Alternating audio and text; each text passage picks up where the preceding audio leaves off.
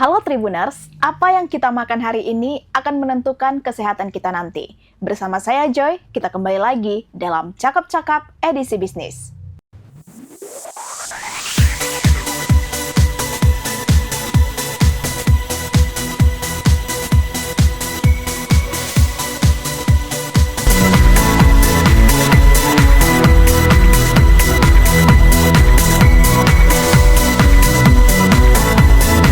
Tribuners, beras adalah kebutuhan utama yang kita konsumsi setiap hari, apalagi kita ini adalah orang Indonesia.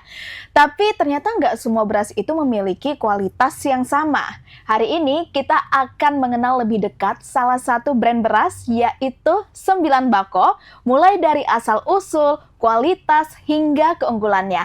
Untuk itu, telah hadir bersama saya Koko Darwin Lee, selaku founder of Sembilan Bako. Halo Koko, apa kabar? Halo, pagi. Guys, sumringah sekali ya Koko Darwin ini. Iya. Koko, tapi sebenarnya Jo ini bingung ini, penyebutannya Sembilan Bako, atau Nine Bako, atau gimana? Atau G Bako? Jadi, boleh disebut sebagai Sembilan Bako, boleh juga disebut sebagai Sembako. Biasanya di lapangan, pelanggan kita kenal brand kita dengan namanya Sembako. Sembako. Ya. Nah, ini kan Tribuners ada 3 display ya di depan kita. Ada yang biru, merah, dan hijau. Boleh Koko jelaskan dulu apa aja nih keunggulan dari 3 warna ini atau perbedaannya deh? Oke, siap. Nah, jadi kita buat brand ini ada 3 level ini tujuannya untuk apa? Karena menurut kita beras yang enak itu, nasi yang enak itu tergantung dari kita kombinasi dengan lauk yang seperti apa. Ya, jadi makanya kalau ada para ibu-ibu rumah tangga yang mau cari beras kita itu biasanya kita akan tanya dulu. Biasanya dikombinasi dengan lauk seperti apa, Joy? Ya, jadi kalau lauknya itu adalah lauk kering seperti kita sering makan dengan ayam goreng, ayam penyet. Nah, biasanya kita akan promosikan yang warna hijau. Ya, which is itu yang paling mahal di lainnya kita. Nah, tapi kalau kita suka makan dengan lauk yang tidak terlalu basah, tidak terlalu kering, contoh seperti rendang gitu. Ya. Nah, itu kita biasanya rekomendasikan yang nomor 2, yang warna merah. Ataupun nasi goreng. Nah, nasi goreng seringkali gunakan yang warna merah, ya. Nah, jadi kalau untuk yang standar, yang contoh kita suka makan dengan nasi Minang, kuah-kuah gulai, nah itu biasanya kita rekomendasikan yang warna biru, Joy. Oh, berarti 3-tiganya ini berbeda ya segmen pasarnya? Beda. Jadi tergantung lauknya, lauk ibu-ibu di rumah suka gunakan dengan lauk apa. Joy suka ada apa tadi ya? Menarik menurut Joy kata-katanya. Beras ini dinilai dari lauk kita apa? Iya, betul. Karena hampir nggak pernah ada orang makan nasi cuma nasi tok ya. Iya, betul ya. Pasti ada lauknya. Betul. Oke. Dan seringkali orang promosiinnya justru seolah-olah kalau harga yang mahal itu yang terbaik. Jadi menurut kita harusnya yang dipertanyakan itu suka makan dengan lauk apa dulu. Baru kita berikan beras yang cocok untuk lauk itu. Oke kok. Tapi gimana sih awal mula dari Sembako ini hadir hingga sekarang Joy dengar udah punya 12 cabang ya? Betul, betul. Jadi pertama kali kita hadir itu 2011. Which is 15 tahun yang lalu? 15 tahun yang lalu ya. Jadi 2011 itu kita bangun cabang pertama kita itu di kota Stabat. Stabat Langkat ya? Ya, jadi awal bangun Sembako itu hanya dari satu kegelisahan ketika saya berkecimpung di bisnis orang tua di kilang padi, penggilingan padi ya. Jadi 2 tahun sejak 2009 saya bantu beliau di kilang padinya. Saya temukan satu masalah. Satu masalah itu banyak masalah, tapi satu yang terbesar itu adalah susah banget loh kita untuk temukan brand itu yang secara standar itu di tempat yang berbeda-beda. Jadi biasanya kita kelang gerak setengah jam dari satu titik ke satu titik, itu mereknya sudah berubah lagi. Saya kasih contoh. Misalkan kita temukan satu brand di kota Stabat. Nah, kita bergerak setengah jam ke atas itu adalah kota Binjai. Brand yang di kota Stabat itu sudah tidak bisa ditemukan di kota Binjai. Oh, paham. Jadi masyarakat itu seolah-olah diekspos dengan begitu banyak brand dan jadi bingung sebenarnya mana sih yang kualitasnya itu membuat para ibu-ibu itu kalau beli itu jadi tenang nih, ini kualitasnya stabil sepanjang tahun gitu loh. Nah, satu yang saya temukan solusinya adalah kenapa ada satu brand itu terkenal di Stabat, satu brand terkenal di Binjai. Ternyata saya temukan simpelnya adalah grosirnya ada di sana. Oke. Jadi yang kuasai Stabat ya grosirnya di Ya. Stabat. Nah, karena bisnis kita itu marginnya sangat rendah, efisiensi distribusi itu sangat penting. Nah, jadi saya pikirkan bagaimana kalau saya bisa bangun sistem distribusi yang kita bisa copy paste dari satu tempat ke satu tempat lain. lagi. Nah, kita mulailah dengan prototipe kita di Stabat. Bersyukur cepat banget dalam setengah tahun ke depan kita diizinkan untuk buka lagi ke Kota Binjai, ya. Dan ketika buka di Kota Binjai, kita ngalamin salah satu yang exponential growth lah. Itu apa itu kok? Jadi kita benar-benar diberkati itu dalam hitungan bulan saja. Dalam hitungan bulan itu benar-benar brand kita itu, merek kita itu benar-benar di-accept sama masyarakat Binjai. Wow. Dan sampai sekarang masih Binjai salah satu primadona dari 12 cabang kita yang bisa distribusi beras itu per hari bisa sampai di antara 5 sampai 7 ton setengah 5-7 ton setengah per hari per hari. secara konsisten. Wow. Ya, itu di Binjai. Dan sejak proof of concept itu terjadi, buat kita makin pede. Akhirnya kita punya di cabang Marelan, kita punya di Kampung Lalang, kita ada di Setiabudi, Sutomo, Pancing, yang paling jauh ya di sisi Aceh kita ada sampai di Kuala Simpang. Wow. Kalau sisi arah ke bawahnya kita ada sampai ke Siantar saat ini. Oh, udah sampai Siantar juga. Udah sampai Siantar. Siantar baru setengah tahun yang lalu kita mulai. Siapa nih yang penikmat dari beras sembako, boleh komen di kolom komentar gimana berasnya, kualitasnya yang bisa kalian ceritakan. Tapi kok kenapa dia dinamakan 9 bako atau sembako? Apakah ada sesuatu yang unik yang bisa dibagikan kepada Tribuners? Oke, jadi merek sembako ini awalnya saya cuma mikir nama apa yang akan disebutin oleh ibu-ibu rumah tangga kalau ke pasar. Oh, Belinya oke. sembako. Ibarat seperti kalau kita bilang pengen beli mineral water. Kita nggak sebut mineral water, Betul, benar nggak? Kita sebutnya Aqua. Aqua. Kenapa nggak brand yang lain Iya. gitu loh ya?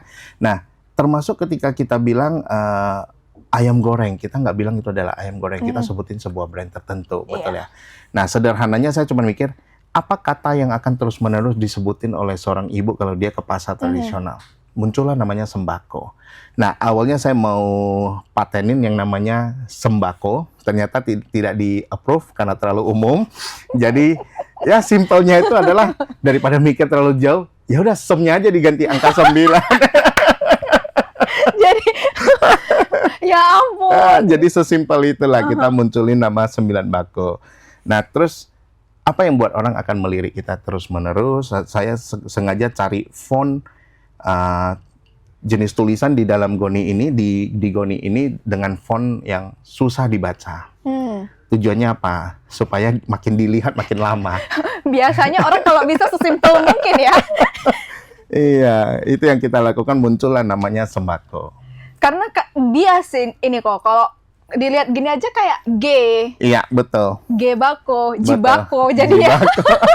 Atau ada yang bilang ibako, ada yang bilang 96 ako, banyak banget lah namanya kita. Terserah kalian ya, yang pasti sembako. Sembako, ya betul. Ini kan kok 9 bako atau sembako ini udah berdiri selama 15 tahun. Strategi pemasarannya itu gimana? Apakah udah sampai menyentuh retail supermarket yang ada di Kota Medan atau Langkat? Oke.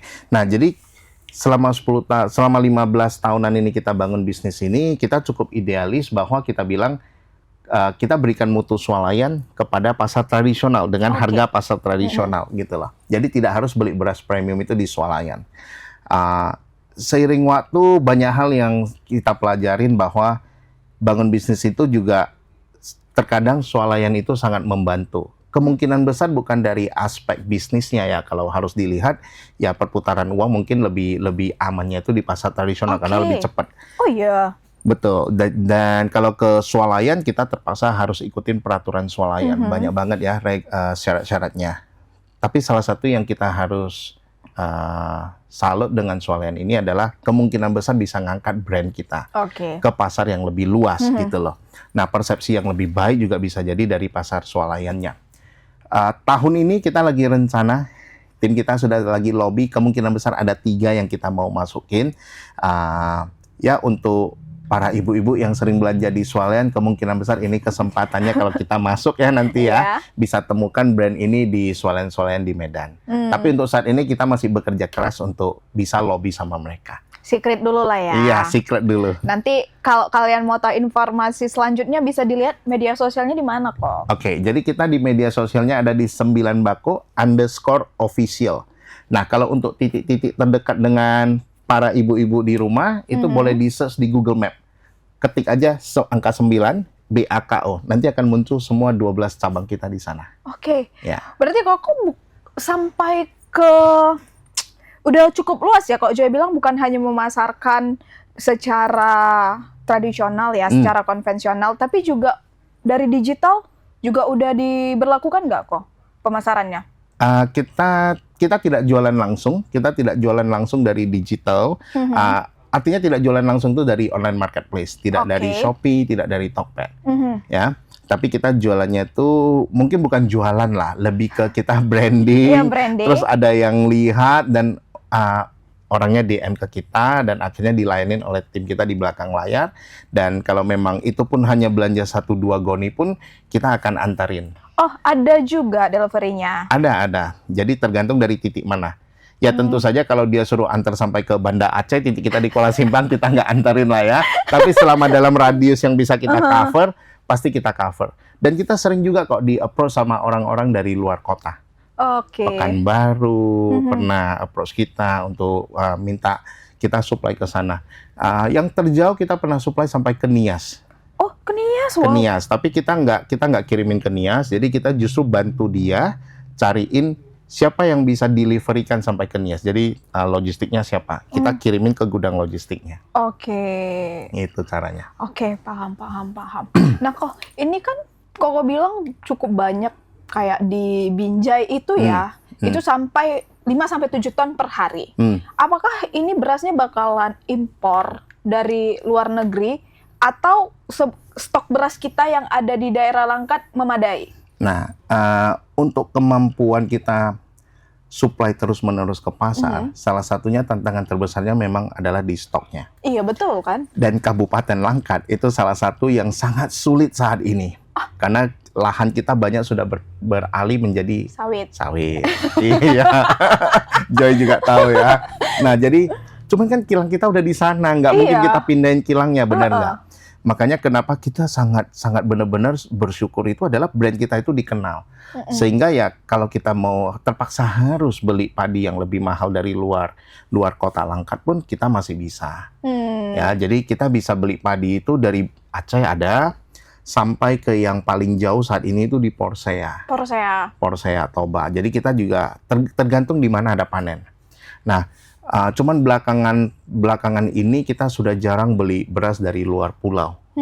Ya, karena memang regulasi pemerintah dan lain-lain dan penjagaan stok masing-masing pulau semuanya. Jadi belakangan kita memang udah jarang beli di sana dan harganya pun udah jarang bisa masuk lah dengan harga Sumut. Jadi di Sumut kita masih oke, dan kita belinya rata-rata masih padi lokal. Produksinya setiap hari berarti ya, kok? Betul. Hampir setiap hari tergantung dengan kondisi lapangan aja. Ya, jadi contoh kalau lagi biasanya di minggu-minggu kedua, minggu ketiga lagi sepi, biasanya kita akan off Sabtu Minggu gitu penggilingannya. Tapi toko kita selalu buka. Nah, ini Joy sedikit melenceng ya, kok. Tapi Joy bertanya, sebagai co-founder dari Sembako ya, yang udah melihat jatuh bangun, kadang produksi itu susah, stok beras nggak ada. Gimana sih pandangan Koko melihat orang-orang di luar sana yang masih aja wasting food, kayak makan beras, nasinya nggak habis, ujung-ujungnya terbuang. Koko sebagai pengusaha gimana ngelihatnya? Wah, kalau makan nasi nggak buang tergantung belief masing-masing. Jadi kalau beliefnya saya ya is okay lah. Kalau memang nggak bisa habis buang. Kalau salah beli mutu berasnya tidak enak mau dipaksa makan gimana gitu loh ya. Makanya kita sangat tekankan itu jangan lihat dari harga untuk para ibu-ibu ataupun bapak-bapak yang bertanggung jawab untuk beli beras ya. selisihnya nggak jauh kok, cuman berapa ribu per kilo. Mendingan kita tenang untuk berikan yang terbaik untuk keluarga. Karena kita pernah lakukan research itu, ternyata untuk makan satu mangkok nasi itu sebenarnya hanya sekitar 1,2 on beras doang. Dan kalau 1,2 on itu kita bayangin harga beras itu, anggaplah kalau hari ini adalah 15.000 harganya. 1,2 on juga cuma 1.800 kok. Ya, jadi menurut saya, kalau saya pribadi, kalau yang sudah salah beli, yang nggak habis, yang nggak apa ya. Tapi kalau belinya udah 9 bako nggak habis, ya bahaya. Ya kita harus tahu ya, ada yang salah di mana gitu ya. Bisa jadi gini. Ada satu cerita menarik untuk Joy dan para pemirsa juga. Jadi saya pernah punya satu temen yang secara status sosialnya bisa dibilang top level lah, ya, orang yang sudah benar-benar sukses lah, ya. Jadi suatu hari kita ketemuan, ngobrol, dia tanya ke saya, Darwin, you jual apa sekarang? Saya bilang, saya di bisnis beras sekarang. Ya udah, kebetulan rumah saya kayaknya udah mau habis tuh berasnya, kirimkanlah 10. Jadi secara spontan saya mikirnya kan, ini orang sukses, nggak mungkin lah dia makan beras murah, bener nggak? Kok malah berpikir gitu Iya ya? kan, nggak mungkin kan. Jadi asumsinya adalah, udah yang paling mahal aja saya kirimkan, yaitu yang warna hijau. Ya, Yang warna hijau saya kirimkan 10 goni ke rumahnya, malamnya dia telepon marah-marah. Apa sih berasnya lemak seperti begini, jemek, mirip bubur, dia bilang. Ini berasnya jelek banget. Saya bilang, bro, sebenarnya yang lu makan itu merek apa? Dia sebutin satu merek dari Modern Market, dari Swalayan. Oh, merek ini. Kalau merek ini, you nggak perlu makan yang paling mahal punya saya. Udah, yang termakan nggak pas, anggap saya traktir kamu. Saya kirimkan 10 goni lagi yang warna merah, yang nomor 2. Yang warna hijau saya balikin. Saya balikin refund ke dia selisihnya. Pas dia udah masak, besok pagi dia bilang, nah ini baru berasa enak. Saya bilang, ternyata memang tidak semua orang kaya juga tahu barang bagus ya, gitu loh. Jadi gitu ya? Iya, jadi sangat tergantung juga, Joyce. Saya nggak bilang bahwa kadang-kadang nasinya nggak enak makanya dibuang. Bisa jadi memang kita tidak terbiasa. Kita tidak terbiasa dengan makan yang mutu yang lebih berlemak, berpulen gitu loh. Kita terbiasa dengan mutu-mutu standar. Dan kita anggap itu sudah enak. Atau kita sering makan nasi Minang. Jadi diberikan yang lebih pulen itu mungkin kita nggak terbiasa. Tapi mungkin kok kalau anak-anak ya, pasti dia lebih suka yang lembek-lembek kan? Betul.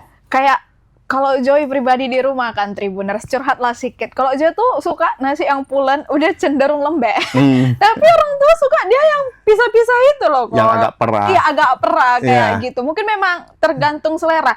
Tapi ini jadi pertanyaan baru. Kan Koko ini ada jenis-jenisnya. Ada yang perah, sedang, medium, sama yang betul-betul pulen.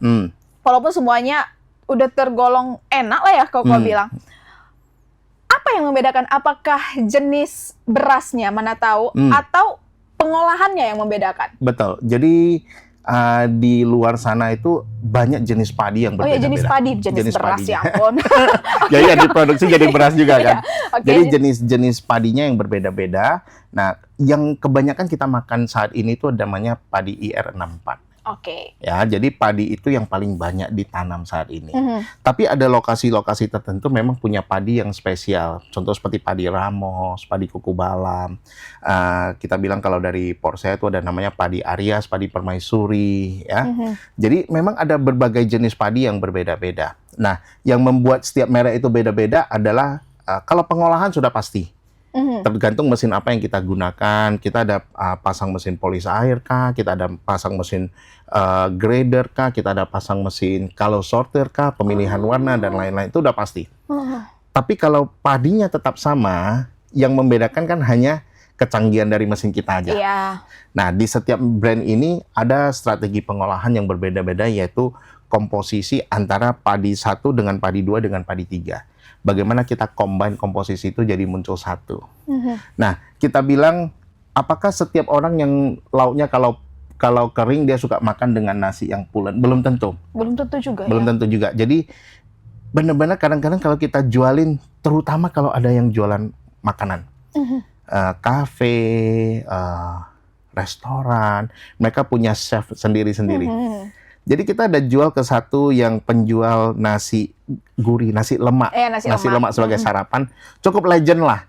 Kalau yang tahu itu yang nasi lemak yang terkenal mahal di Medan, nah itu dia, gitu loh ya. Jadi awalnya kita tawarin dia yang warna hijau karena nasi lemak kan, kering lauknya. Nggak enak, dia bilang terlalu pulen. Tawarin yang warna merah, dia bilang terlalu perah.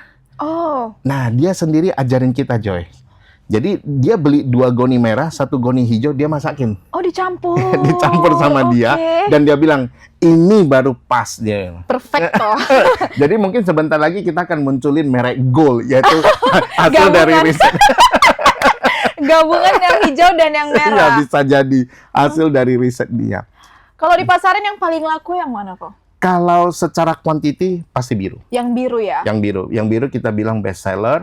Tapi kalau kita bilang mau tambahin sedikit untuk dapatin kestabilan yang benar-benar lebih bagus, lebih konsisten, itu di merah. Itu yang best value. Tapi kalau memang kita terbiasa dengan makan yang pulen, makan yang kering, kita pasti tawarin yang warna hijau. Tapi biasanya yang makan kering pun mereka makan merah, mereka bilang udah cukup bagus. Kalau untuk kemasannya memang yang Koko bawa ini kan yang 10 kilo. Apakah ada mungkin stok goni yang 30 Beda-beda. kilo? Iya, 50 betul. kilo? Ada. Kalau untuk biru kita ada yang 30 kilo, kita ada yang 15, kita ada yang 10. Tapi kalau untuk merah kita yang paling besar itu adalah 15 kilo, 10, 5, dan kita ada produk terbaru yang kita baru launch tidak sampai 1 tahun terakhir ini, namanya 900 gram. Oh, kurang dari sekilo ya? Ya, 1 kilo kurang 1. Ya, demi mendapatkan angka 9. Oke. Ya, jadi ada kita munculin satu produk baru itu namanya 900 gram. Nah, kenapa kita munculin 900 gram ini juga ada cerita di belakangnya aja. Apa itu kok? Ya. Jadi kita mikirnya salah satunya saya ngobrol sama orang yang sama, orang yang tadi top tier itu. Jadi dia cerita dia sering kasih sumbangan kalau di jalan. Oke. Ya. Jadi kasih sumbangan uang, nah belakangan dia kasih sumbangan beras. Oh. Jadi dia suka stok beras 5 kilo di mobil dia, kurang lebih 10-20 goni setiap hari tuh. Jadi di lampu merah dia ketemu bapak-bapak yang udah agak tua, ibu-ibu agak tua, dia kasih beras. Saya bilang ngeri juga ya, 1 goni 5 kilo bisa 80-90 ribu. Satu hari kasih 10 lumayan juga, mendekati 1 juta juga kan.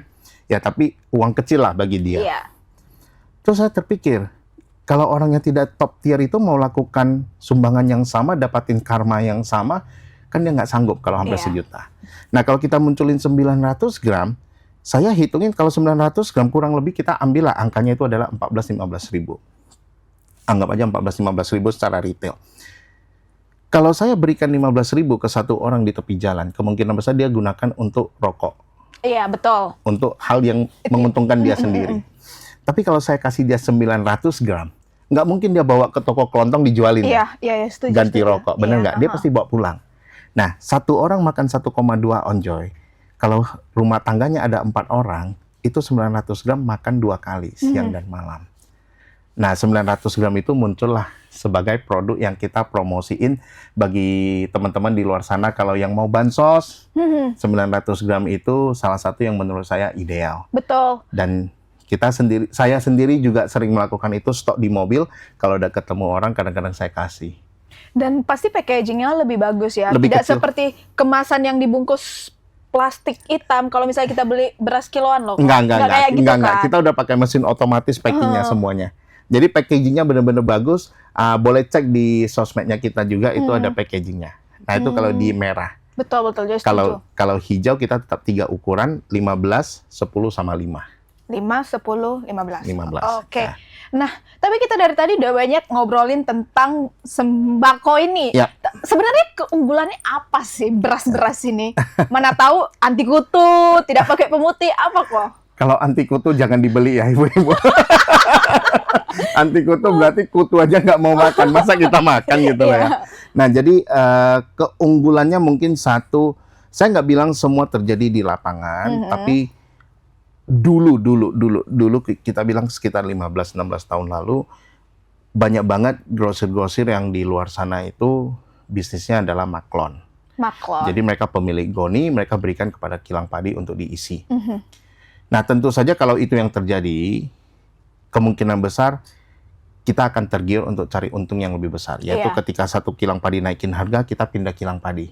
Nah itu juga menjadi problem kenapa banyak banget merek-merek di luar sana itu susah jaga kestabilan mutunya. karena memang sisi bisnisnya lebih menguntungkan begitu. Iya. Tapi sisi kualitas produknya bisa jadi berubah-berubah terus.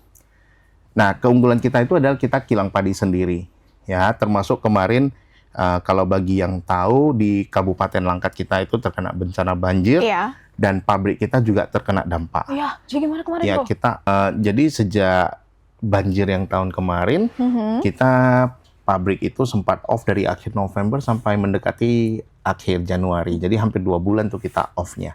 Nah, di momen itu juga kita mikirin, apakah kita perlu maklon nggak? Mhm. Suruh pabrik-pabrik yang lain untuk isiin beras ke goni-goni kita. Tapi setelah saya telusurin secara harga dan kualitas, mereka tidak bisa memenuhi kriteria kita. Ya daripada saya sembarangan maklon dan akhirnya konsumen kecewa, Mhm. kita putuskan bersama-sama tim manajemen kita bahwa mendingan kita kosongin. Iya. Ya udahlah, no choice lah. Customer kecewa dulu lah. Yang penting jangan sampai ketika kita ada kembali terbentuk persepsi bahwa kita sudah tidak enak lagi. Mhm. Jadi mendingan kita bilang kosongin aja. Dan itu selama 16 tahun saya lakukan berkali-kali kok. Kejadian di mana tidak ada padi, kita terpaksa kosongin. Hijau ini kadang-kadang kalau padi kukubalan padi ramosnya benar-benar sudah habis, kita tidak mau isi dengan campuran komposisi yang berbeda, kita kosongin. No choice, kita bilangin ke orang bahwa ya padinya nggak ada. Daripada kita sembarangan isi. Asumsi bahwa masyarakat tidak paham tentang beras ya. Tapi kan sampai ke lidah kan terasa. Iya. Ya, beras itu ya kelihatan di mata sama. Sampai di meja makan, sampai masuk ke lidah kan bisa berbeda. Betul, betul, Iya, betul. gitu. Nah, kalau Koko pribadi yang untuk kriteria Koko paling suka yang biru, merah atau hijau? Kalau kita di rumah setiap hari makan hijau. Hijau. Iya. Yang pulang ya. Ternyata tim pulang. Ternyata konsumsi saya lebih top tier daripada teman saya. Gitu. Penghasilan nggak lebih dari dia, tapi konsumsinya lebih dari dia ya. Pilih yang hijau ya. Iya. Oke. Ya. Nah, kalau dari kisaran harga berapaan nih kok? Ya. Saat ini kita di angka 14 ribuan sampai 15 ribuan. Tergantung dari ukuran goni juga. Jadi setiap ukuran goni kalau dibagi per kilo itu bisa beda-beda. Oh iya. Ya, jadi kita bukan dibilang bahwa oh ini harganya satu harga ya 14.000 kali kilonya, enggak. Karena kita ada biaya goninya kan. Betul, Semakin betul. kecil ukuran goninya kan semakin mahal. Oke. Nah, 900 gram itu sebenarnya kita sudah riset 2 tahun sebelum kita launch. Itu risetnya cuma gara-gara packaging. Jadi saya minta tim saya untuk riset sampai harga 900 gram itu nggak boleh melonjak tinggi hanya gara-gara plastiknya. Kalau gara-gara plastik saya nggak mau. Gini juga loh, sekarang katanya kan plastik lagi tinggi-tingginya. Ya, betul. Itu tantangan besarnya saat ini. Jadi biaya packaging kita itu minimal naik ya, minimal 50% adalah. Waduh. Ya, jadi itu juga tantangan tersendiri. Ya, tapi kita percayalah kalau kita bangun brand, menurut saya customer yang menghargai kualitas, kemungkinan besar harga itu bukan yang utama untuk dia pertimbangkan. Jadi sebenarnya waktu kita bangun brand ini, itu target market yang kita cari. Ya, kalau ajaran orang tua saya itu ya orang yang ngejar kualitas, harga tidak masalah bagi dia. Oke. Nah, itu yang kita kejar. Kayak Koko bilang, harganya per kiloan di range 14 sampai 15 ribuan. Jadi nggak expect loh, kirain bakalan 17 atau 18 ribu. Harga mall, Iya, harga swalayan. karena kayak udah kita lihat ya dari sistem, udah cukup Ya. modern lah. Ya. Baru cabangnya udah banyak, mereknya udah terkenal. Nggak expect 14 sampai 15 ribu. Berarti saatnya kita naikin harga ya. Jangan salahin saya, Tribuners. Oke, Koko. Sebelum kita menutup acara ini ya, udah cukup banyak yang kita obrolin. Ada nggak harapan yang ingin Koko sampaikan kepada Tribuners? Atau justru ada nih Joy, belum kau tanya sama aku tentang ini. Ada nggak kok kira-kira yang belum kita bahas? Kemungkinan besar satu, kalau ada dua yang saya lihatnya adalah satu yang dari sisi 9 bakunya. Sisi 9 bakunya itu, kenapa 9 baku itu dibangun dari awal, visi kita, bahkan kita tidak bilang company kita itu mau jadi distributor beras terbesar di Sumatera Utara ataupun di Indonesia. Kita nggak bilang itu. Jadi visi kita justru menjadi wadah untuk memupuk mental wirausaha bagi tim kita. Jadi Justru ke tim ya? iya, jadi saya justru lihat apa problem terbesar di kitanya adalah antara yang atas sama yang bawah ini knowledge gap-nya terlalu jauh. Jadi perusahaannya makin maju, timnya ya gitu-gitu aja. Iya. Nah, di perusahaan ini kita mencoba narik terus-menerus. Jadi bagi yang benar-benar mau belajar tentang wirausaha dan tidak memilih industri, ya. Nah, kita juga sangat welcome kalau misalkan memang mau cari tahu lebih banyak tentang 9 bakonya, pengen berkarir di dalam, kita ajarin semua kok. Oh iya. Tips and triknya. Bahkan ada mantan karyawan kita adalah kompetitor kita saat ini. Itu yang mau dia bilang, emang nggak takut gitu ya kan? Saya percaya dunia ini uangnya banyak, Joy. Saya Iya. percaya gitu, ya. Saya percaya itu, dan saya percaya juga di satu sisi banyak sekali orang yang tidak sabaran. Jadi akhirnya yang mereka terjebak itu adalah lagain dengan kita dari sisi harga. Dan itu bahkan kita tidak melihat, kita tidak melirik bahkan untuk berkompetisi dari harga. Ya, nah jadi justru kita ngajarin tim itu bagaimana kita bangun brand, bagaimana kita bangun relasi, bagaimana kita bangun tim di dalam perusahaan, manajemen dan lain-lain. Ya, itu kalau dari sisi perusahaan, kenapa 9 Bako dibangun? Bahkan bukan untuk menjadi distributor terbesar, hanya menjadi wadah bangun tim kita itu menjadi punya mental wirausaha. Ya tentu saja salah satu resikonya jadi kompetitor, ya. Tapi saya percaya banyak kok yang kita bisa dapatin barengan, ya.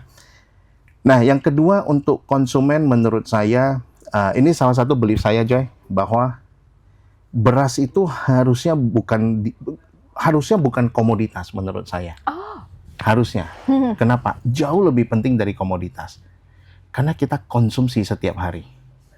Benar nggak? Betul. Apalagi kita bilang orang Indonesia kan, orang Indonesia kalau nggak makan nasi belum makan katanya. Ya? Padahal udah makan mie dia. Harusnya nasinya. Kita pernah bawa customer kita sampai ke Bandung, jalan-jalan dapat reward jalan-jalan, kita bawa dia ke Bandung, kita bawa ke salah satu Puncak Dago itu restoran candlelight dinner, mahal banget. Dan saya minta tour guide-nya sengaja karena dia tanya, customer kamu suka makanan-makanan apa? Saya bilang, bukan, pertanyaan kamu salah. Customer saya belum pernah makan makanan apa. Betul. Justru saya mau mereka experience di saat itu. Jadi rupanya kita temukan western food mereka jarang makan. Oke. Jadi kita pesanin mushroom soup, kita pesanin steak. Lucunya di sana ada yang bilang, nasinya mana? Dan akhirnya kita harus pesan nasi untuk berbagi-bagi lagi sama steaknya. Oke. Ya. Nah, jadi kalau untuk konsumen saya rasa nasi itu sebenarnya bukan komoditas. Kalau menurut saya, jauh lebih penting dari komoditas karena kita konsumsi setiap hari.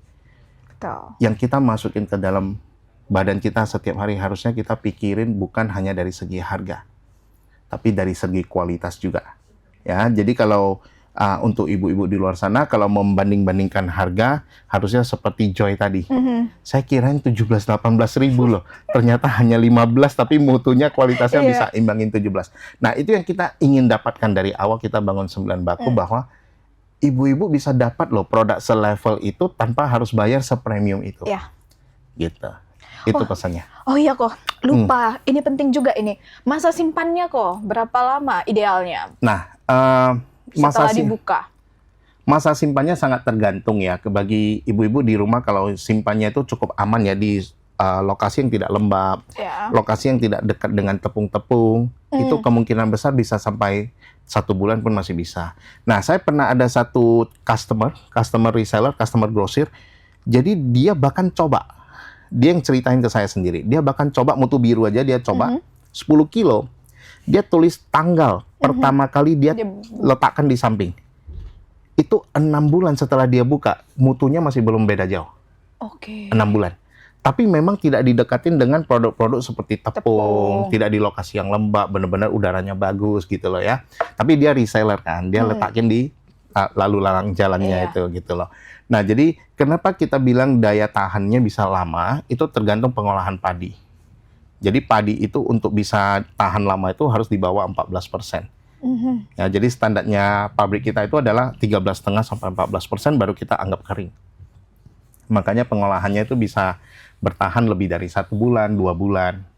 Oke. Ya, tapi tentu saja lah ya, yang namanya bahan fresh, bahan natural, semakin lama disimpan, jangan expect tetap sama lah. Betul banget. Ya, itu dia. Itu tadi pertanyaan untuk anak-anak kos itu. Anak kos kan sering kali nyetok-nyetok beras. Mulai sekarang jangan nyetok lagi, beli yang 900 gram saja. Beli yang 900 Selalu dapat gram yang aja. paling fresh. Oke. Iya. Baiklah Tribuners, sekian dulu acara cakap-cakap bisnis kita kali ini ya. Kita udah have fun bareng Ko Darwin, udah dapet banyak insight mengenai beras yang mungkin informasi ini baru bagi Tribuners. Terima kasih juga Thank Ko you. Darwin udah Thank you datang so much. ke Tribun Medan ya. Udah memberikan informasi yang cukup menarik terutama untuk Joy. Dan terima kasih kepada Tribuners yang udah menonton acara ini sampai selesai. Jangan lupa untuk saksikan cakap-cakap bisnis di episode selanjutnya. Kalau begitu, aku Joy, Ko Darwin, dan kru yang bertugas pamit undur diri. Bye Tribuners!